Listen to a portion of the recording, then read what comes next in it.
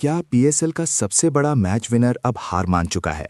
मोहम्मद रिजवान, वो नाम जो हर साल अपनी टीम को फाइनल तक ले जाता था। आज वही रिजवान और उनकी टीम रावलपिंडी पॉइंट्स टेबल के सबसे निचले हिस्से पर क्यों खड़ी है? 5 मैचेस 0 पॉइंट्स।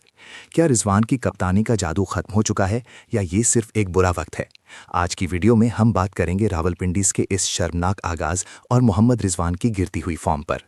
दोस्तों, पीएसएल 11 अब अपने फैसलाकुन मरहले में दाखिल हो चुका है, लेकिन रावलपिंडीज के मद्दाहों के लिए उम्मीद की कोई किरण नजर नहीं आ रही। 12 अप्रैल तक के आदादोशुमार देखें तो रावलपिंडीज ने अब तक 5 मैचेस खेले हैं और अफसोस की बात यह है कि पांचों में उन्हें शिकस्त का सामना करना पड़ा। पॉइंट्स टेबल पर उनका स्कोर अब भी सिर्फ है। रिजवान, जो हमेशा सबसे ज्यादा रन्स बनाने वालों की फहरिस्त में होते थे, इस बार उनका बल्ला भी खामोश है। पिछले ही मैच में कोयटा ग्लेडिएटर्स के खिलाफ रिजवान सिर्फ एक गेंद खेलकर 0 पर आउट हुए, जिसने फैंस को शदीद मायूस किया है। आखिर गलती कहां हो रही है? माहिरीन का मानना है कि रावलपिंडीज का मिडिल ऑर्डर बिल्कुल रेत की दीवार साबित हो रहा है।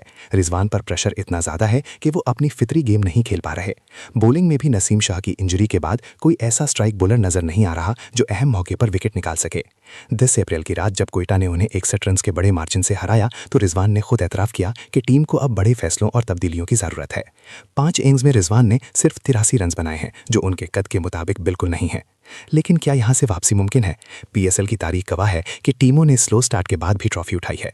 रावलपिंडीज को अगर प्लेऑफ की रेस में जिंदा रहना है तो अब उन्हें अपने बाकी तमाम 5 मैचेस हर हाल में जीतने होंगे।